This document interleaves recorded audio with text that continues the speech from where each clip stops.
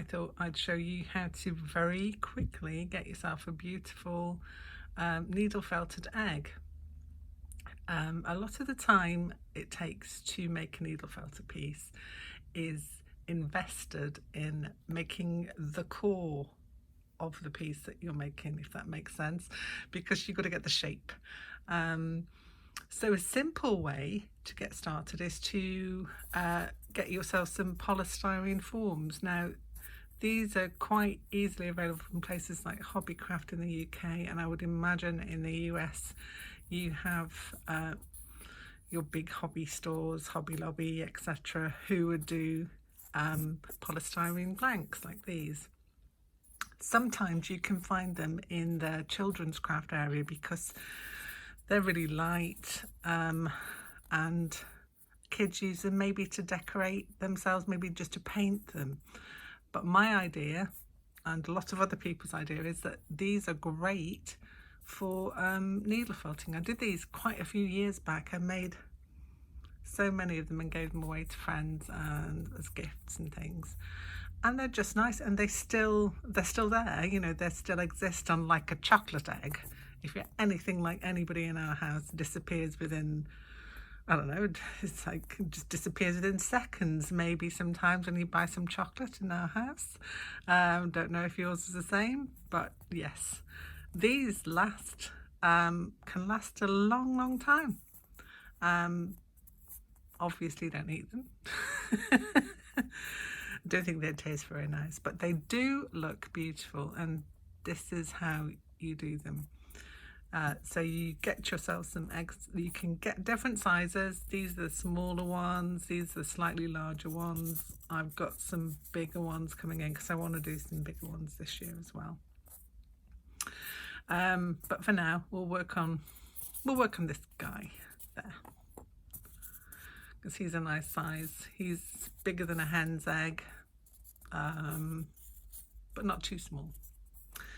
So what else you will need for this? You will need some kind of a foam mat or something to do your needle felting on, because it is a sharp business. It is an easy business, but it is quite sharp, and if you get yourself in the finger or the thumb, you will know about it. Do not do this on your knee.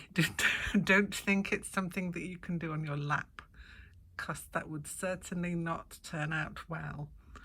You don't want to do it on any of your cushions or anything as well, because as I will explain, these are the needles that you'll be using. These are special needle felting needles, and if you can see along the edge there, they have tiny little barbs, and those are the things that do the felting. Great for making needle felting, not so great for your knee or if it goes into your finger or thumb, because if you think about it, those barbs go inside and they pull up, and not nice to think about. Let's not think about that, because we're not going to do that, are we, people? No, we're not. We're going to do it the correct way and get something like this foam pad. Really cheap to get, actually, a foam pad. You can get some more expensive things like a brush pad. Clover do a couple of them. I have both of them. I have the large size and the small size, just because I'm a bit extra that way. But anything like this, you can buy some online, some Hessian covered ones, which are really nice also. You can make your own. Just get some Hessian, sew it together and pop a pad inside, and then you've got a nice needle felting pad. But generally, quick piece of foam, if you've got some lying around anywhere, and you're good to go. The other thing you will need is some wool. This is some that I bought from America quite a long time ago, actually, and it is wool batting. Now, wool batting is going to be easier to use than if you get wool tops. A lot of the time you can get some beautiful merino wool tops, which is great, but it's so smooth and it lays quite flat, and the only thing about that with needle felting is you don't want the lines to show when you kind of wrap it around. So there are ways around that, and I will explain. If you have got some wool tops, I'll kind of go through a few things that you can do to make that more amenable for needle felting, which involve dog brushes. You can get specific tools for what they call carding. It's a carding process, and you can get carding tools, but these are cheaper. And I'm all for a cheap fix if you can do it. So dog grooming kits, dog grooming tools are perfect for this. I've got a couple here. I've got that one, and this is one I think this one I got from Pets at Home. So yeah, I've got two of those. You will need two to do the carding process. So if you've got merino wool tops, those are your best friends for getting the kind of wool that you're going to need to make your eggs. So as I was saying, this is wool roving. It's a variegated wool roving. It's a friend of mine in America dyed their wool and kindly sent me some to work with when I was doing needle felting many years ago. It was probably about 10 years ago when I last used this. So it's still good to go. So if you buy yourself somebody think I'm never going to use that, yes you will. You'll get around to it. Just make sure you store it sensibly, obviously away from mites and moths and things that like to eat wool. So this is a nice variegated one. It's got lots of blues and pink in it and some like minty colours. So I'm going to use this one today, and I'll show you what you need to do. So first of all, what you need to do is to separate out some strands of wool for you to use. Sorry about that, my camera's a little wobbly at the minute. I need a better setup. To separate your wool, you don't want to cut it with scissors because that will leave a hard edge. Wool fibres are held together, and if you pull at them really hard, they resist. Like, can you see that? That's not moving. If you take it and just gently separate it out, it comes apart, and you've got a nice starting bit to start wrapping around your egg. So I've got my egg. I've gone with a smaller one because I think it will fit in camera better.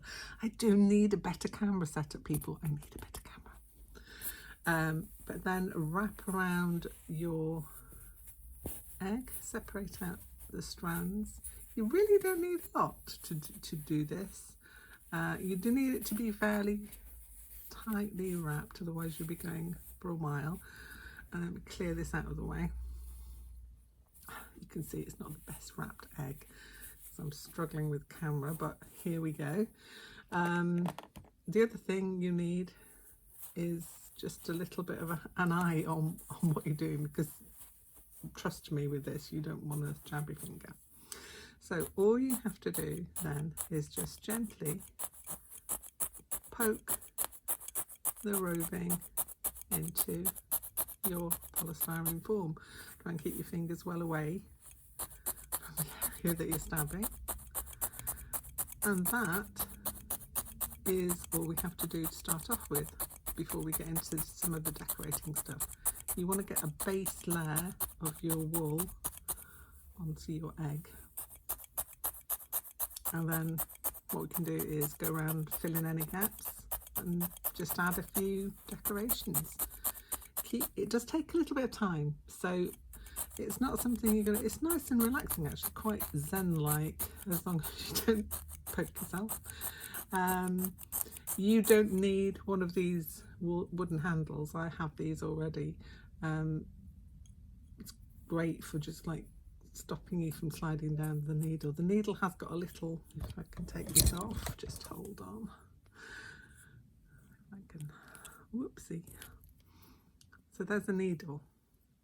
It's got a little elbow on it, and basically what it does, it sits inside this beauty. I can never get it back in again, and goes inside the handle, and the handle holds it steady. But you don't need that. You can, some people wrap that area up there, they wrap that with some duct tape just so you can get a bit of a grip on it.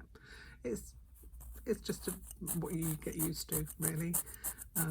I've always used a needle holder because I just find that easier. You can get bigger ones, you can get ones with more needles in. So if you look around at needle felting holders, you can get some. Let me just show you this one. This is one by Clover, which has 3 needles in. It makes the felting process a little bit quicker. So again, you just use it in the same way, but it's more shaped like a pen. So if you find a pen hold, a good way for you to hold your needle, then by all means go for one of these. You can get pen holders. You can even take 2 needles out and just have one if you just like the one needle effect, if you've got a small area to do. But yeah, you just continue like that until your egg is covered. I will come back when mine is done and we'll proceed. Hello, this is future me. I travel back in time in a special travelling device that I created a minute ago.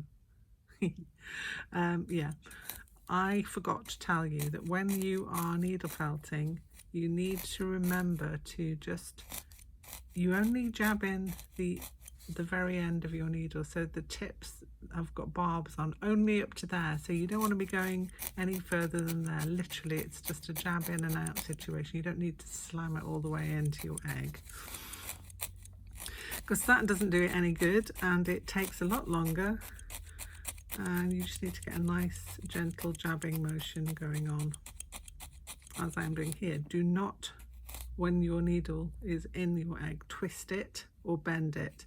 That will just break the needle and you'll be going through a lot of needles that way, and you'll thank me for this later on. But just make sure, straight in and out, no angles, no twisting around inside the egg, so that your needle will stay intact. Okay, so I did do a clip of attaching these little decoration parts onto the egg, but it was in the wrong format. So I can't use that. It's newbie here, still learning, but I'm going to do it now to show you exactly what I did. So basically I wobbled my camera. I didn't. You get some small bits of wool. I often have these hanging around because I do a lot of needle felted pictures and things, and I've always got odds and ends of wool roving and tops lying around. This one is a little bit of wool tops, but it's fine for doing the decoration, so I'm not going to worry too much about carding it. And what I do is I pull a bit off very gently, as I showed you previously with the other one. You don't need to pull it hard because that will make the fibres all knit together and they won't move. Let me show you that. Basically, here's a piece. I'm going like that. Oh, it came apart.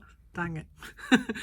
Pull really hard and it will generally stay together. If you take it and pull gently, so you just have to put the littlest pressure on it and it will separate out. So you get yourself a small piece. Excuse the view of my beautiful felting mat. Isn't it glorious? It's been very well used. It's got bits of glitter on it as well. I don't know where that's from. Little bit of glitz. So yeah, I'm rolling up my piece of wool. I'm just into just a small ball because I only want a little one because I've already done lots on here. And I'm placing it on my egg, and then I give it a few gentle pokes just to get it in position, and then just needle felt it in. You can be as precise as you like with these. You could do dots, you can do stripes, you could do stars if you're feeling adventurous. I've never actually tried this, but you could use like Kooky cutters, you know, the little ones you can get, and just needle felt into that to make some kind of a shape. Just a thought, something that you could do. And then, whoopsie, throw your egg all over, throw your camera. This is what I mean, newbie.